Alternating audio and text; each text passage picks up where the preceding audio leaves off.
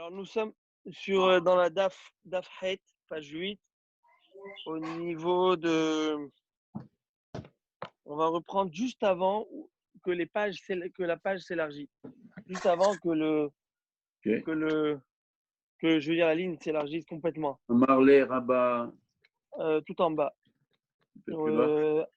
C'est en bas, juste. La Chayoter, Il y a écrit bah, comme ça.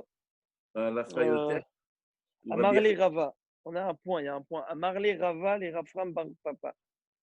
C'est ça. Alors, on va reprendre un petit peu le fin du dernier cours. Et après, on va aller dessus. Rabbi Malkiel, juste un instant. Vous avez dit quelle page? Daf Het Amoud Aleph. Page 8, folio A. Ok, merci. Ok, on est bon? Alors, la Gemara nous dit comme ça. Amar les Rava, les Rafram bar papa. Rava a dit à Rafram, fils de papa. Les malan, mort, mané, mille malata, damart, mishme de Rafrizda, et mille de Beknishta. Donc, c'est-à-dire que Rava demande à Rafram, fils de papa, s'il te plaît, toi, tu as dû entendre de Rafrizda des enseignements en rapport à la synagogue. Et en rapport donc à la synagogue, si tu peux nous en donner. Hein. Il va lui dire Amar le Achi, Amar Rafrizda. Ainsi nous a enseigné Rafrizda. Maï dirtiv, que veut dire ce verset Oev Hashem, Sha'aret Zion, Mishkol, Mishkenot Yaakov. Que quoi Qu'Akadosh Baruchou aime les portes de Sion plus que tous les sanctuaires de Yaakov. C'est un passage du Téhédim. Qu'est-ce que ça veut dire? Pourquoi il aime plus les tentes de Yaakov, les tentes de Sion que les sanctuaires de Jacob? Mais c'est la même chose, non? Réponse de la Gemara, explication. Oev Hashem she'arim ametsuyanim ba'alacha, yotem mibate knesiyot mibate midrashot. C'est-à-dire Akadosh Baruch Hu a une préférence, si on peut le dire de cette manière, parmi tous les endroits de sainteté, et ben la maison où on étudie la halacha, l'endroit où on étudie la halacha. Et comme la Gemara nous enseigne que nous Damar Abhiya Barami Mishpe de Oula, c'est ainsi que nous enseignait Afria, le fils de Ami au nom de Oula, Yom Shechara Bet Amigdash, depuis le jour où le Bet Amigdash a été détruit, En Lola Kadosh Baruch Hu Be'olamo, El Arba Amot Shel Halacha. La Kadosh Baruch Hu, il n'a rien dans ce monde, si ce n'est que les 4 amot, les 4 coudées de la halakha. C'est-à-dire que la halakha, on avait essayé de rappeler et d'expliquer peut-être que déjà, il ne faut pas oublier que le Sanhédrin, qui était le comité et le siège qui s'occupait de la halakha, siégeait au Beth Amikdash, au Lishkat Hagazit, c'était un petit cabinet qui se trouvait au Beth Amikdash. Et c'était là-bas que la halakha sortait et était promulguée. Et aussi, on a essayé de dire que la halakha, c'est la connaissance d'Akadosh Baruch Hu, c'est la découverte d'Hachem. C'est-à-dire, on aime tous Hachem, mais qu'est-ce que Hachem veut vraiment? C'est par sa halakha qu'on peut découvrir. Et Abaye va nous enseigner quelque chose. Vamar Abaye.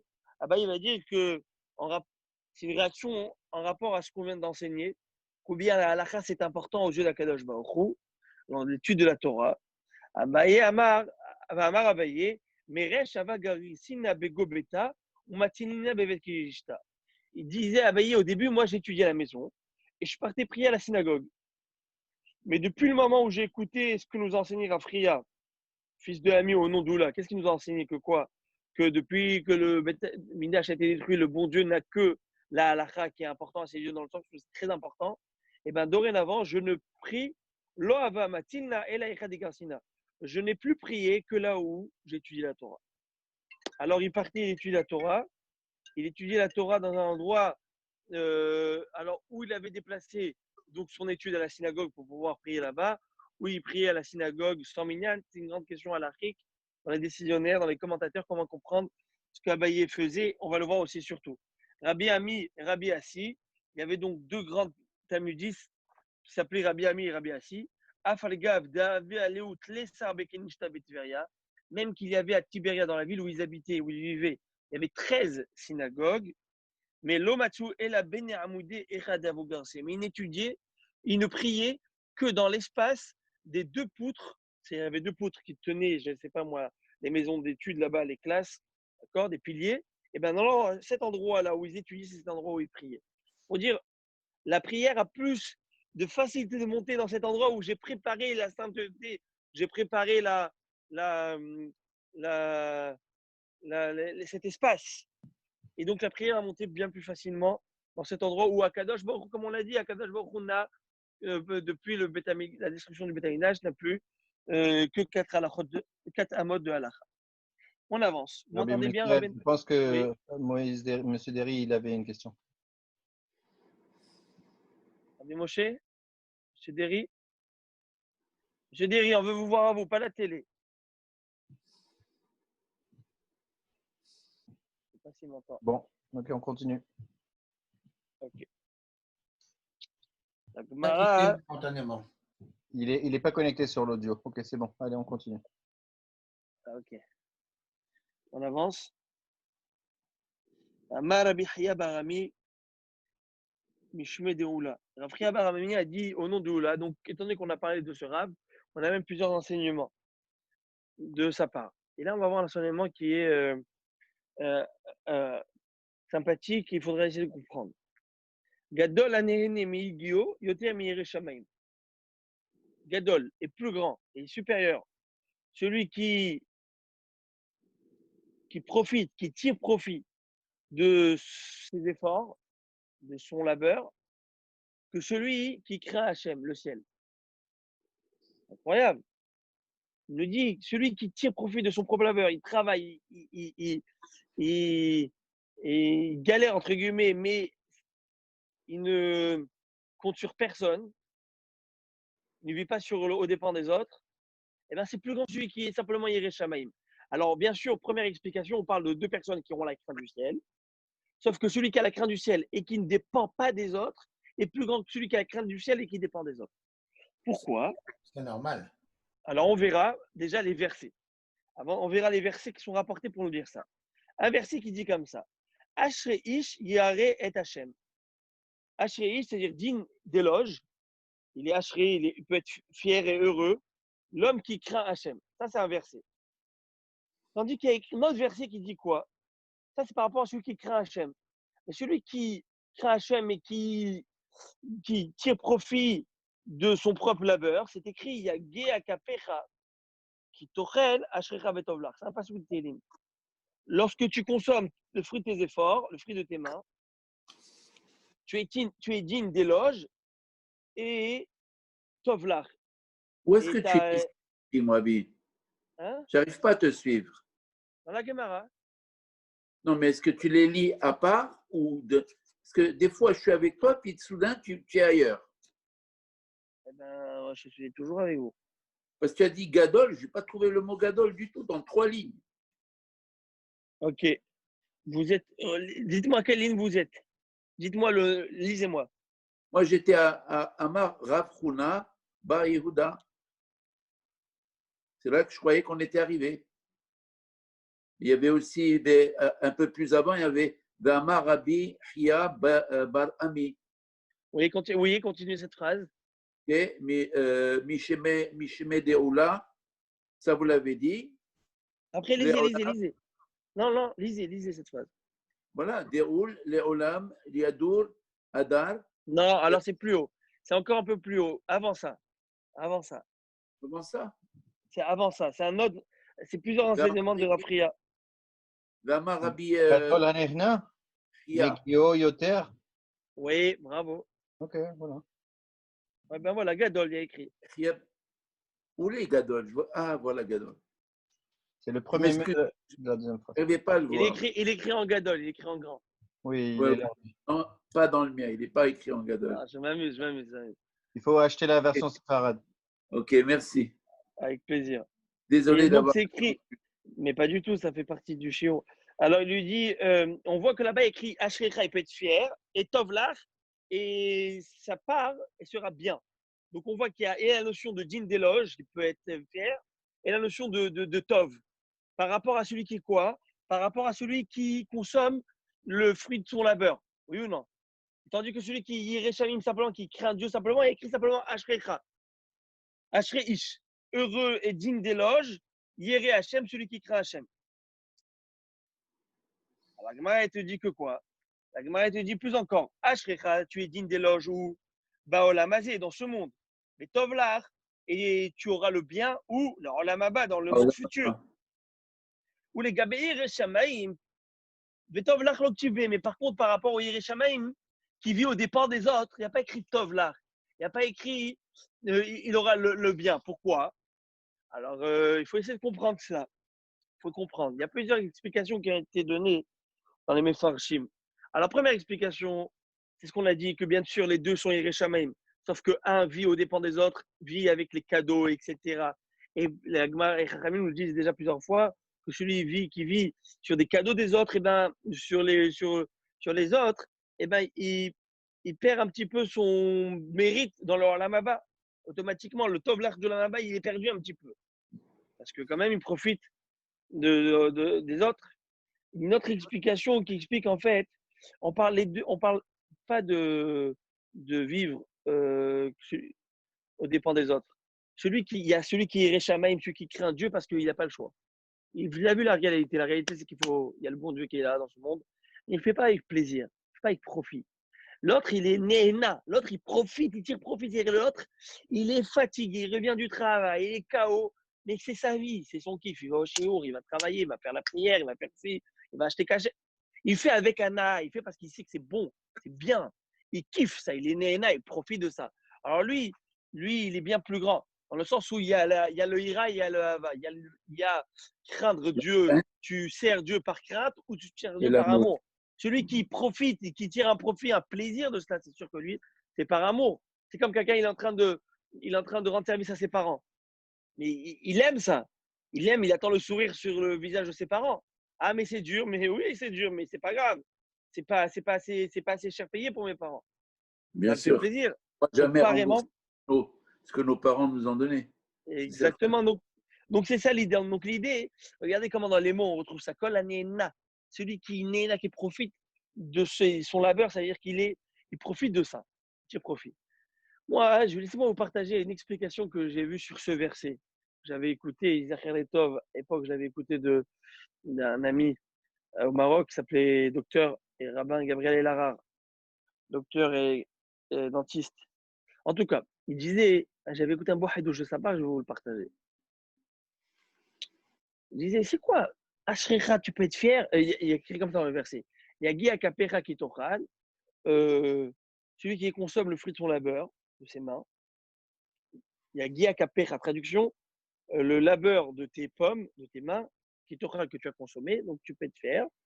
Et tu auras une bonne part dans le monde futur. Je vous pose une question. Qu'est-ce qu'il y a? Il faut travailler dans la vie. Ça veut dire que celui qui travaille est heureux, il peut être fier. Celui qui consomme le fruit de son labeur, qu'est-ce qu'il y a à faire? Elle est où sa grandeur? Je ne comprends pas. Toute personne qui veut vivre, il faut bien qu'il travaille, non? Je veux dire, ce n'est pas quelque chose qui est extraordinaire. Qu'est-ce que ici le verset nous dit? Là, j'ai écouté une explication magnifique qui dit comme ça. Dans la vie, tu dois travailler, oui. Tu dois travailler, tu es comptable, tu es notaire, tu es dentiste, tu es docteur, tu es selon ce que tu es, tu es artiste. Chacun selon son gagne-pain.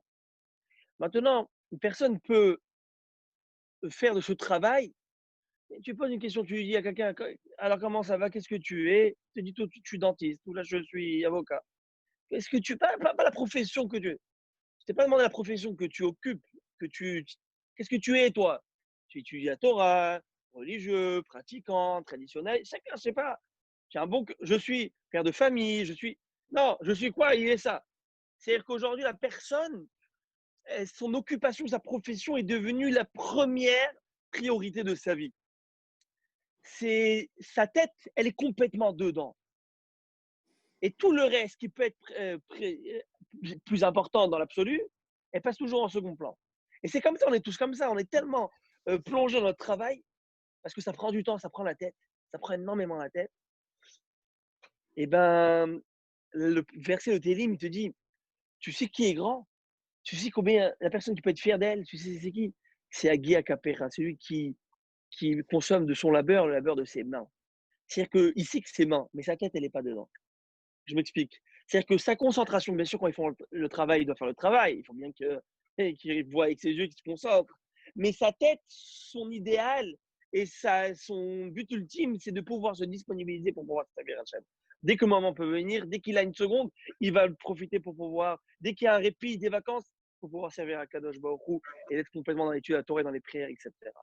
Donc, l'idée de ces versets, Ashrecha, toi, tu peux être fier de toi, celui qui est quoi? Qui a Guia Kapecha, celui qui n'a mis que ses mains, pas sa tête.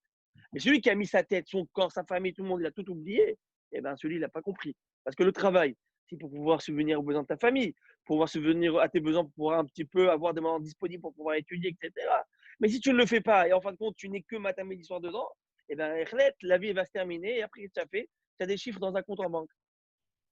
Oui, Rabbeinu, Henri. Monsieur Henri, j'ai votre micro. Qu'est-ce qu'on pense alors de ces gens qui vivent dans les yeshivas et qui viennent quémander tous les jours? Très bonne question. Très bonne question. Alors, comme il dit Aaron, on va passer d'un sujet, mais on va quand même toucher, d'accord, d'un point. Alors, il faut savoir que c'est de notre devoir, en tant que Ben Israël, on ne peut pas tous être des Talmidei Chachamim, d'accord? On ne peut pas tous être des érudits du Torah, étudier matin, midi, soir. Mais on a dans le Ham Israël toujours ce qu'on appelle un Shevet Lévi. Shevet Lévi, c'est la tribu de Lévi qui était affectée, si on peut dire, à l'étude de la Torah. Et c'était notre fierté. On a besoin de la halakha, on va voir le Lévi. Le Talmid Chacham, le Rav, c'était la tribu de Lévi. Mais comme Maïmonide et le Lévi vivaient du Maaser, vivaient de la dîme, vivaient de la Terouma, ça fait partie intégrante de nos mitzvot. Ah, mais il vit au dépend. Non, mais ça, c'est le bon Dieu qui a demandé. Le bon Dieu, il a demandé que toi, tu sois disponible complètement à cela, à cette tâche. Certainement, c'est sûr que une personne qui peut subvenir à ses besoins sans aller demander de l'aide, c'est mieux. Pour quelle raison? Dans le sens où, on va le voir encore, une petite idée. C'est que quand, par exemple, un rave, je donne un exemple, il touche son salaire de personne, et bien parfois il a honte, il est gêné de leur dire les choses crues, de la bonne manière. Parce qu'il ne sait pas, il dépend, il a peur. Qu'est-ce qui va se passer avec lui? Parce que c'est eux qui tirent les ficelles. Mais moi, j'ai connu des rabbanim qui, Baruch Hashem, avaient une situation extraordinaire d'autres. Et ces gens ne se gênaient pas, du tout. Vous savez, je vais vous dire quand est-ce que le Hémet, ça reste entre nous. Ça reste entre nous. Hein. Bon, c'est filmé, mais vous savez, j'étais au Maroc pendant une période de 4 ans. Et Baruch Hashem, Hashem m'a envoyé une réussite grâce à Dieu. On a eu une bonne réussite avec un bon contact avec les gens. Et bien sûr, quand on dit dire les choses crues, ça ne veut pas dire sans pédagogie. Cru, ça veut dire les choses, mais avec la pédagogie, les faire comprendre et bien les expliquer, bien les transmettre. Alors, on a essayé de faire ça au maximum. Et moi, mon salaire, Baruch Hashem, je le touchais non pas de la communauté, mais du Admour de Kalov. Le Rav de Kalov, c'est lui qui m'a payé, qui m'a envoyé là-bas, qui me finançait. Et vous savez quel était le sentiment de savoir que tu peux dire les choses, que tu n'as peur de rien? Eh bien, ça a beaucoup aidé. Ça a beaucoup aidé, surtout dans l'honnêteté des choses. Et je vous dis là, sans passer par. Je suis franc avec vous. Dans l'honnêteté, dans la véracité des dires. Et les gens ont beaucoup apprécié ça. Vous voyez ce que je veux dire? Et ça paye. Ça marche. Quelqu'un qui émette. Et malheureusement, une personne qui, des fois, il est, on va dire, muselé par ça, et ben, qu'est-ce que tu veux? Alors, il va dire, il va passer la pommade, et un jour, il va dire de cette manière. Il ne pourra pas le dire de la manière qu'il l'aurait souhaité. Parfois, c'est bien. Parfois, il y en a que c'est bien. Baruch Hashem, heureusement que c'est comme ça. Parce que sinon, mais vous voyez ce que je veux dire. Et donc, on a ce Shevet Lévi. Alors, vous allez me dire, ah oui, Lévi, d'accord. Mais Maïmonide nous dit que ce n'est pas que la tribu de Lévi. Maïmonide, il écrit que c'est toute personne du Ham Israël qui, son cœur et son âme, s'amourache, comment dire ça, est amoureux de la Torah, et qui ça donne complètement à l'étude matin, midi, soir, fait partie, on peut dire, de cette catégorie de tribu de Lévi. Parce qu'aujourd'hui, on n'a plus vraiment Lévi, etc. Et donc, on a notre devoir, nous, de donner la tzedaka, de donner le maaser, etc., à ces gens qui étudient la Torah. Et c'est notre priorité d'être marzik Torah. La Gemara va dire que, voilà, que celui qui fait de l'argent et qui, grâce à son argent, soutient l'étude de la Torah, il a tout gagné. Il a aujourd'hui ce contrat qui est entre Issachar et Zevulun, cette association, et il fait que son argent est devenu kadosh. Il a aidé, et lorsqu'il montrera après 120 ans, il pourra dire voilà, moi j'ai fait de l'argent, mais j'ai fait pour aider ta Torah. Je mérite une place dans les Gan Eden avec ceux qui tuent la Torah. Parce que là-haut, qu'est-ce qu'il va y avoir? Il n'y a pas ni Blackjack, ni Rami, ni la belote. Il n'y a rien de tout ça. C'est l'étude de la Torah. Alors le gars, il va dire mais moi, je suis assis avec qui là? Moi, je savais faire que du business. On va dire, toi, tu as aidé à étudier la Torah, on va te donner toute ta connaissance. Je, je, je n'ai rien contre ça, hein, au contraire, parce qu'ils suscitent la tzedaka. Parce qu'on doit donner de la tzedaka, donc eux, ils sont là pour voilà, nous maintenant, faire. par rapport à eux, la question, elle est par rapport à eux, comment eux. Alors, très bien. C'est un idéal. Je vous éclaire. C'est un idéal. Si tout le monde pouvait avoir la possibilité de ne pas. Vous savez que quelqu'un qui quémande et qui demande, c'est très dur. Il ne faut pas le croire. Absolument, absolument. C'est Mais celui qui veut passer sa vie dans un yeshiva, au lieu d'aller gagner sa croûte à l'extérieur.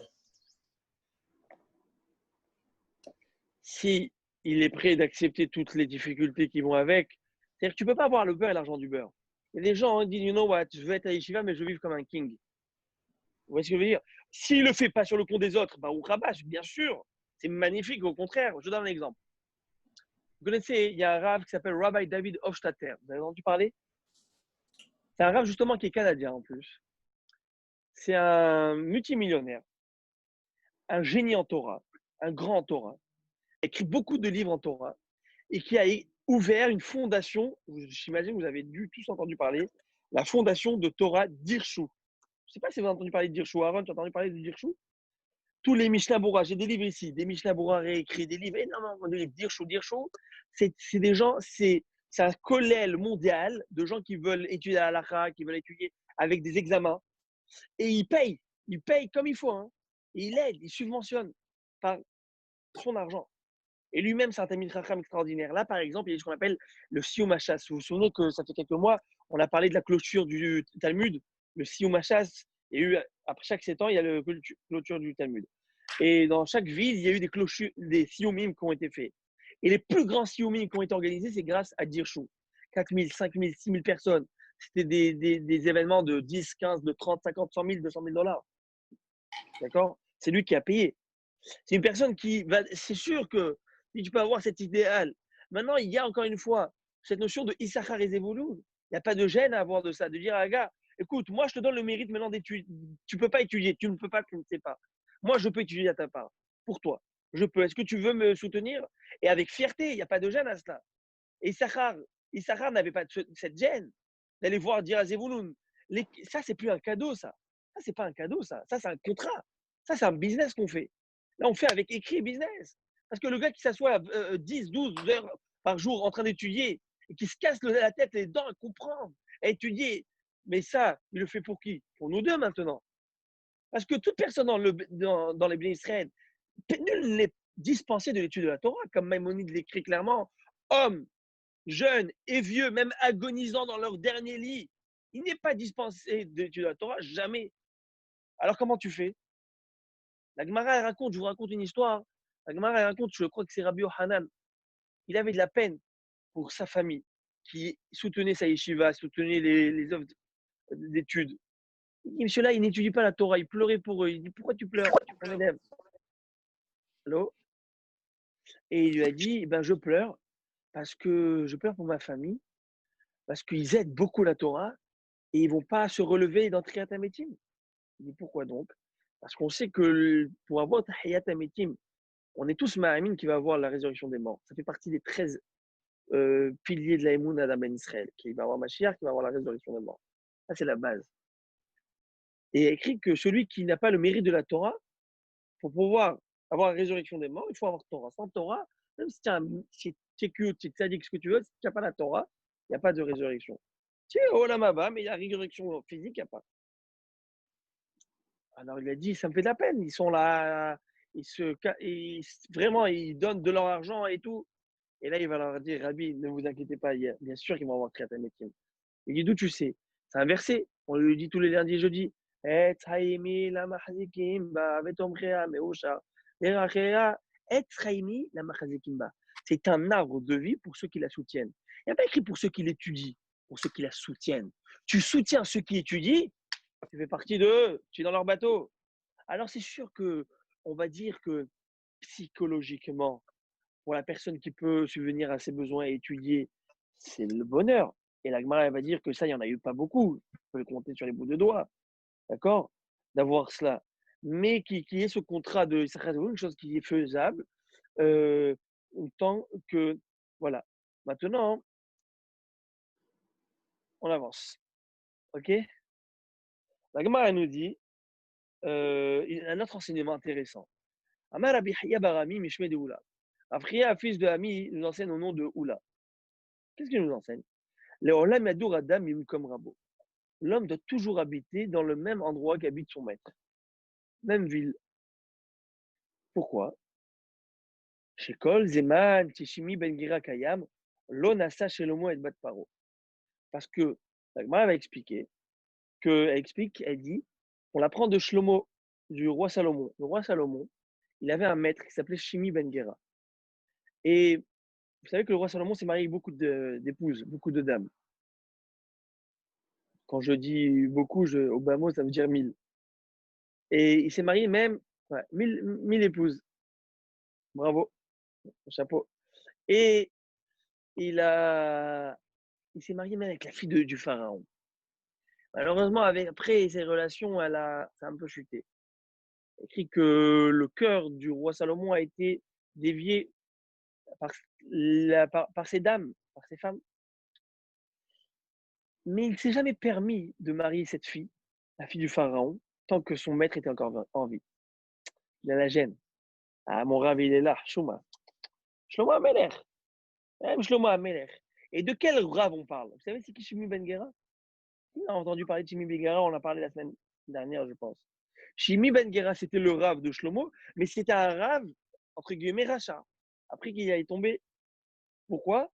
Parce que souvenez-vous, lorsqu'il s'est rebellé contre le roi David, lorsque David était en fuite, il a maudit, il a insulté de 5 noms graves. Abomination, violeur, tueur, criminel, bref, tu vois. Et aussi, on a une règle. La règle étant que Kol Amoret Bemalchut Re'amita, tout celui qui fait un geste de lèse-majesté ou un acte de lèse-majesté, il est condamnable à mort. On le sait. David Amelech, est-ce qu'il va tuer cet homme? Un acte de quoi? De lèse-majesté. Lèse-majesté, ça veut dire d'aller contre le roi. Le roi. Je t'ai sorti les grands mots. Okay, en tout cas, okay, c'est bon. Et là, qu'est-ce qui se passe? Il devait le tuer, David. David ne va pas le tuer, à tel point que même Avishai, son neveu, il va dire, laisse-moi décapiter ce chien.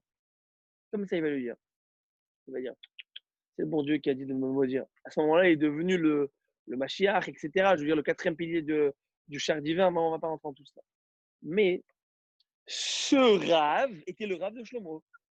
Et ce rave qui est Chayam Mita, étant donné que c'est mon rave quand même, il a quand même cette gêne. Imaginez-vous alors qu'un rave, c'est un tadik, etc., qui n'est pas Chayam Mita, quelle gêne tu vas avoir de lui? Si déjà le roi Salomon ne s'est pas permis d'épouser alors qu'il était roi, et qu'il était dans l'élève, entre guillemets l'élève, je dis, parce que c'était l'homme le plus sage du monde, mais qui avait appris de ce maître des enseignements, et que ce maître n'était pas vraiment à la hauteur, parce qu'à la fin, il a fait cette action, et vous savez que Shlomo Amelech va le tuer à la fin. Vous savez de quelle manière il va le tuer? Alors, je vous raconte ou pas? Est-ce que vous voulez savoir? Ah bien, Aaron, tu me donnes la permission? Allez, on y va. Parce que c'est Aaron qui l'arbitre là. Alors, on dit comme ça. Il faut savoir que Shimi Ben Gera, comme on a dit, il a insulté, il devait être Hayamita. Et David ne voulait pas le tuer. Vous savez pourquoi? Regardez la grandeur de David. La grandeur de David étant que je ne veux pas Chasvé Shalom. Si je le tue pourquoi? Parce qu'il a fait un geste de lèse-majesté contre le roi d'Israël. Mais je crains que si je le tue, en fait, je suis en train d'alimenter une rancune personnelle de David et pas de David Amelech. Alors, je ne veux pas. Il doit mourir. À la fin de sa vie, il va voir son fils, le roi Salomon. Il va lui faire un testament. Il va lui faire une recommandation. voilà ce qu'il faut faire, voilà ce qu'il faut faire, etc., etc. Et elle va lui dire, et à propos de chimie, organise-toi qu'il meure non pas d'une manière, qu'il meure pas de manière naturelle. Débrouille-toi. C'est-à-dire qu'il voulait que la vengeance se fasse quand elle, après mort, post-mortem. C'est incroyable.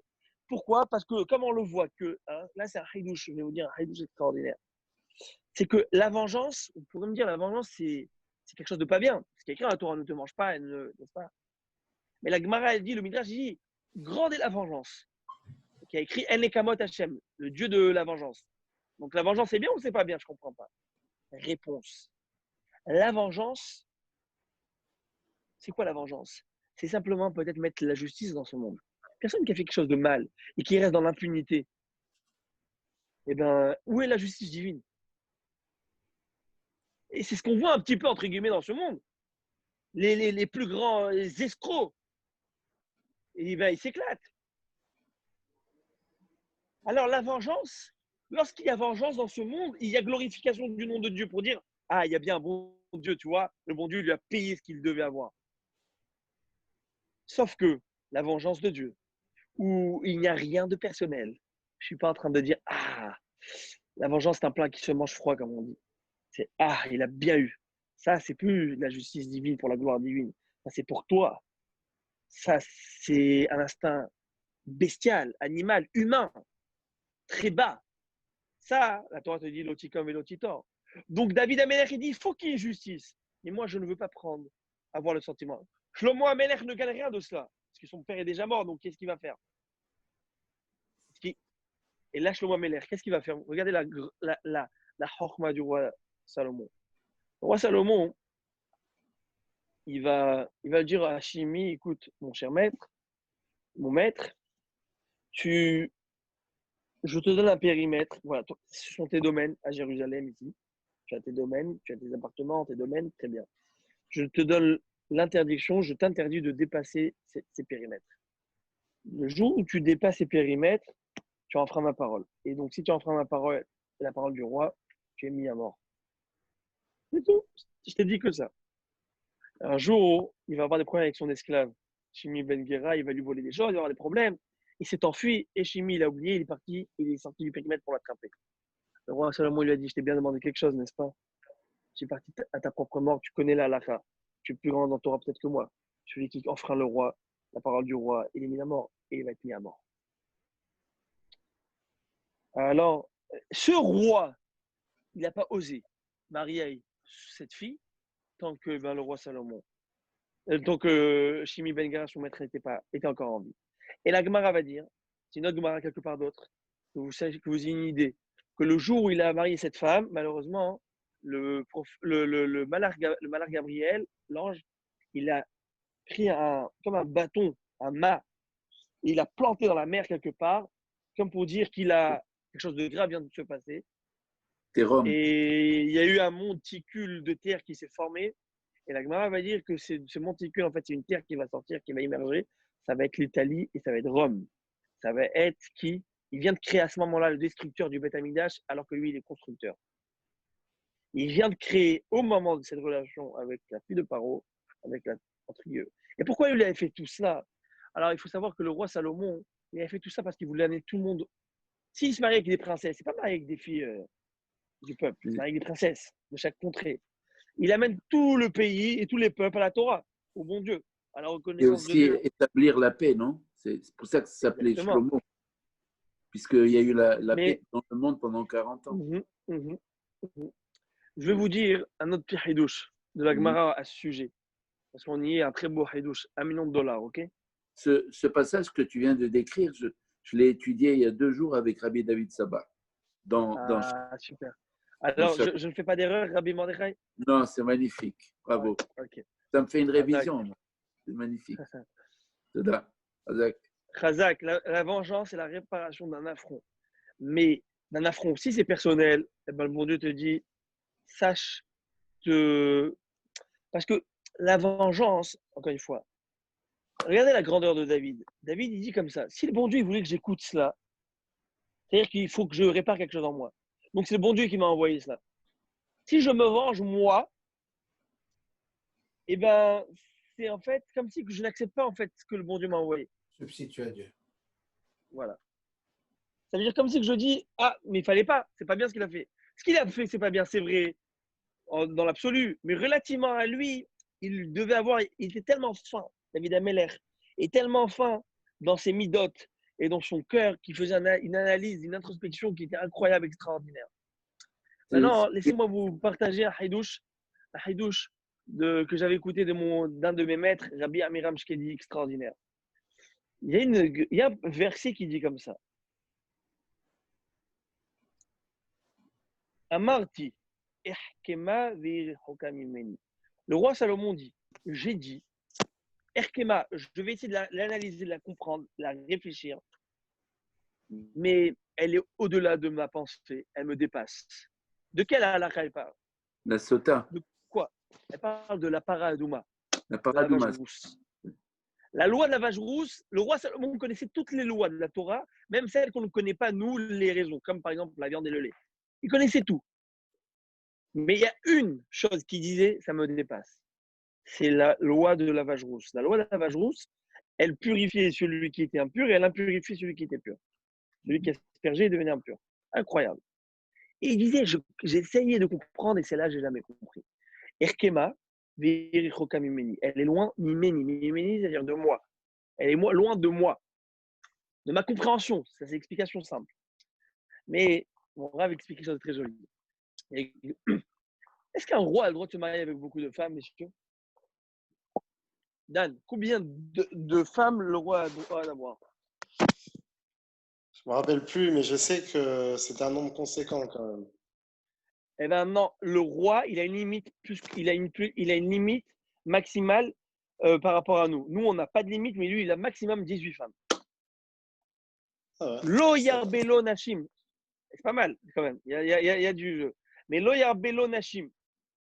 C'est quoi lo yarbelo nashim?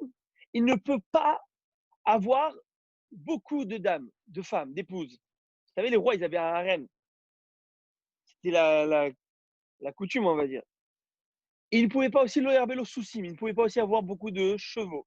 Bien sûr, je ne fais aucune comparaison. Hein. Mais il ne peut pas avoir beaucoup de nashim et beaucoup de soucis. Pourquoi? Pour quelle raison? C'est écrit dans le verset très simple. Très simplement.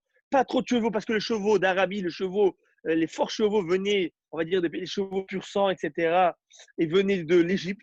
Et ils ne voulaient pas que le roi d'Israël reparte en Égypte et ramène le peuple en Égypte. C'est écrit dans le verset.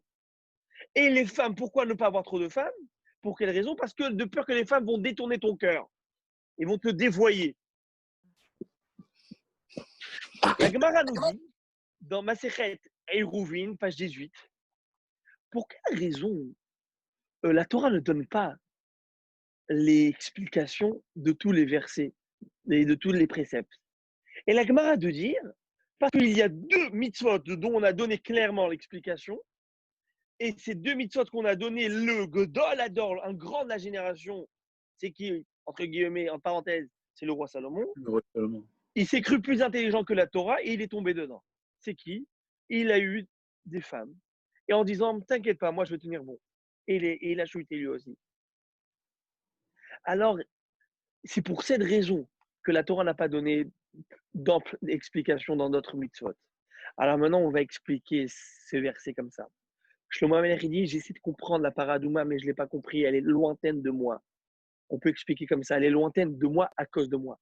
À cause de moi, où la Gemara a dit dans le traité Hérouvine, où deux mitzvot, le bon Dieu a donné l'explication claire. Et à cause de cette explication, le roi Salomon s'est permis de croire qu'il va tenir bon. Parce que c'est écrit le motif. Et donc, moi, je vais tenir. Moi, est-ce que je suis comme quelqu'un qui va tomber dans la faute des femmes? Il est tombé, malheureusement, entre guillemets. Je dis entre guillemets, il est tombé parce que le roi Salomon, sa grandeur, on parle. Mais, alors, à cause de lui, Paradouma, elle lui a pas été donnée. Ça veut dire que tu as limité, entre guillemets, les explications de la Torah. Parce que si on le donne, tu vas dire non, ça va, moi je suis au-delà de ça. Je suis au-delà de ça. Akadosh Baruch Hu, nul n'est au-delà de la Torah. Nul n'est au-delà de la Est-ce Torah. qu'elle a été donnée à Moshe Rabbeinu? Oui. Oui, hein. On avance, si je ne m'abuse. Alors la Gemara va dire, ah oui, il faut vivre dans l'espace et la ville, dans la localité de ton rave. Quoi, c'est vrai, mais avec Tania, mais c'est bizarre parce que nous avons vu dans une Beraïta, c'est comme une Mishnah, qui nous disait au contraire que Aliadour, que tu ne dois pas habiter et résider dans l'espace de ton rave, c'est pas bien. Pourquoi c'est pas bien? La Gemara va répondre non. C'est bien dans le cas où tu es soumis à ton rave et que tu acceptes ses enseignements et sa morale. Mais dans le cas où tu ne l'écoutes pas, ne va pas là-bas.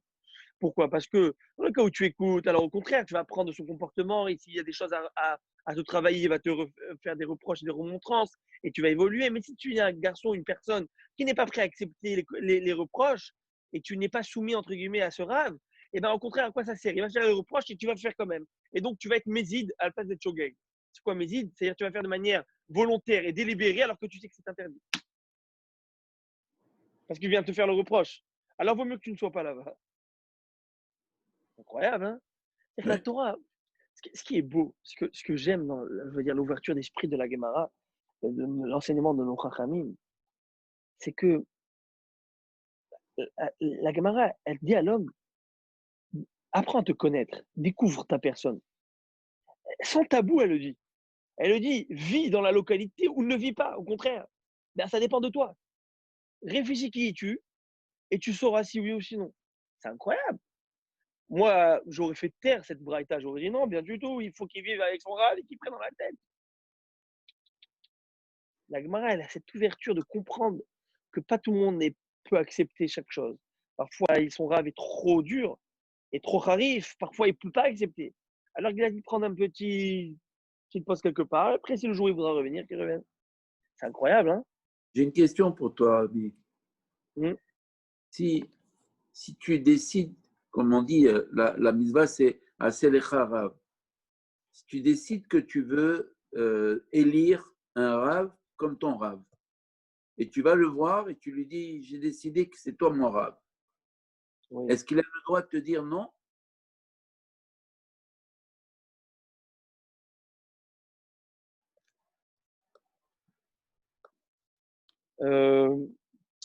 Alors déjà, traduction. Assez les Rav, traduction, c'est fais-toi un Rav. C'est toi un Rav, oui.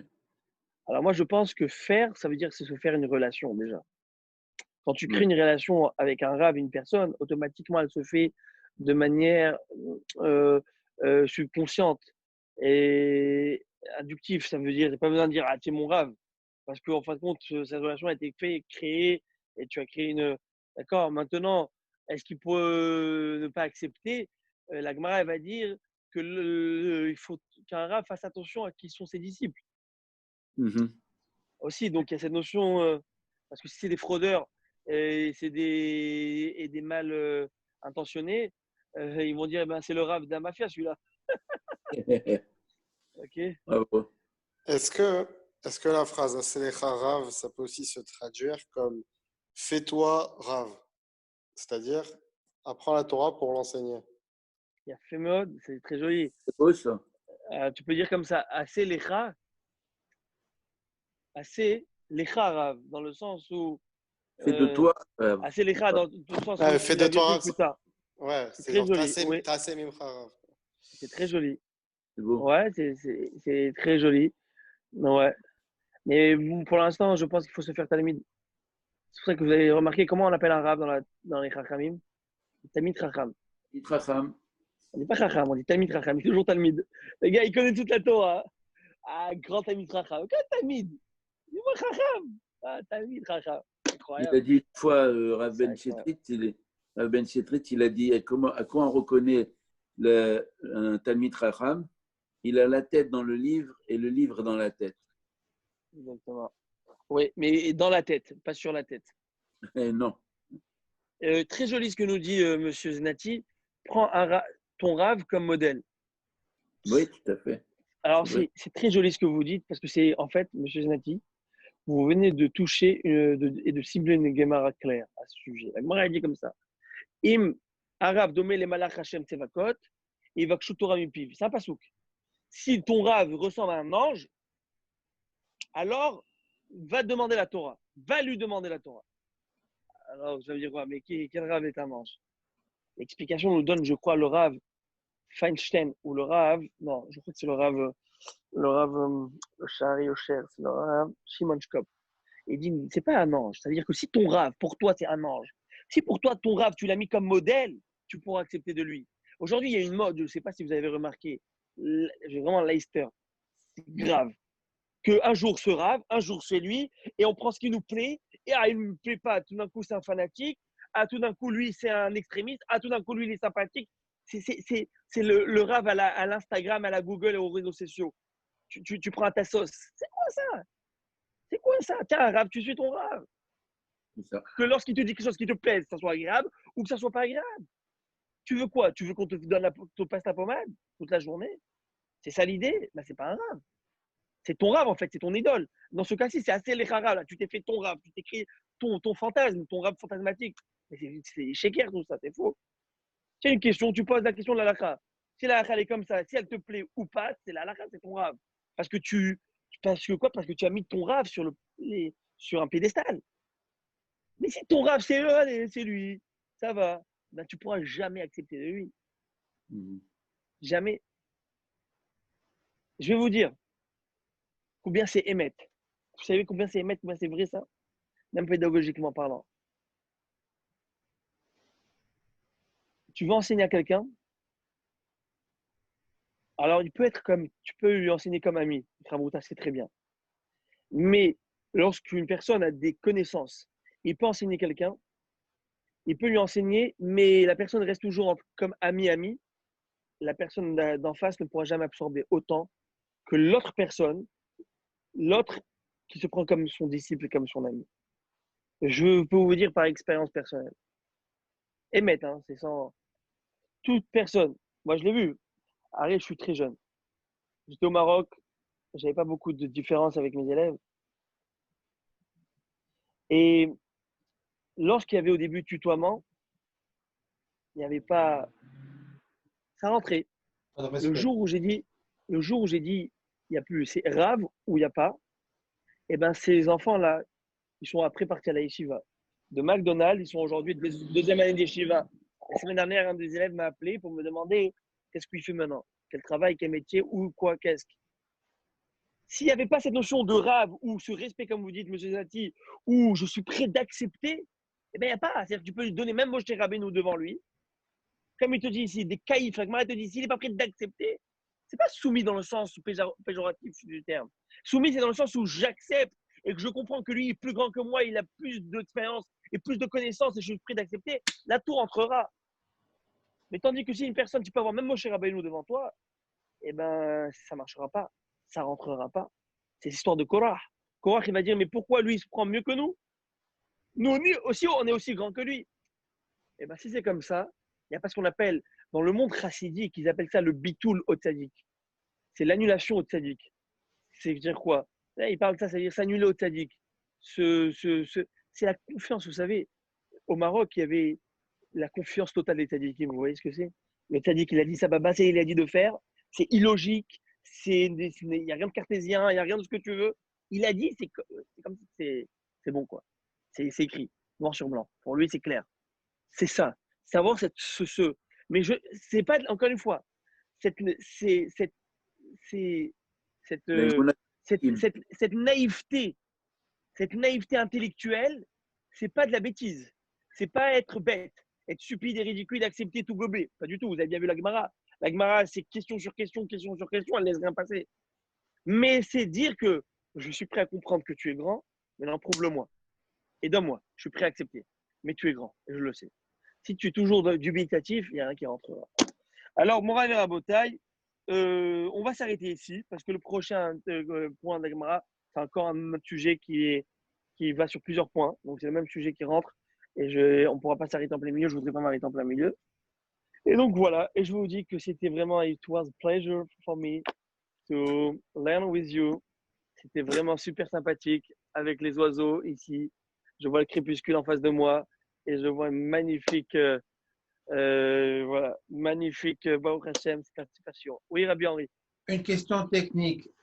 Il y avait un décalage entre votre voix et l'image. Est-ce que Aaron peut nous dire ça? Ou bien c'est mon problème à moi. C'était le cas la semaine dernière aussi. Hein. La semaine dernière, il y avait le même problème. Cette semaine, moi, j'ai pas remarqué, mais c'est vrai que ça arrive. Mais je vous invite à regarder le vidéo sur YouTube et voir s'il y a des décalages là-dedans. S'il n'y a pas de décalage dans la Mais vidéo, ça veut dire que c'est est-ce que votre c'est mon, téléphone. est-ce que c'est peut-être c'est mon réseau internet? Non, non, c'est pour ça que je dis, si on regarde le vidéo et on voit qu'il n'y a pas de décalage dans le vidéo, ça veut dire vraiment que c'est nos connexions à nous, c'est pas la diffusion. Mhm. On le voit dans le vidéo, c'est que c'est la diffusion. J'ai compris. Très bien. Alors, très bien, Rabbi Hachem. Alors, j'espère qu'on va se retrouver très bientôt dans nos synagogues de fortune. En Ontario, déjà, ils ont le droit à 30% de la capacité. Ah oui? Oui.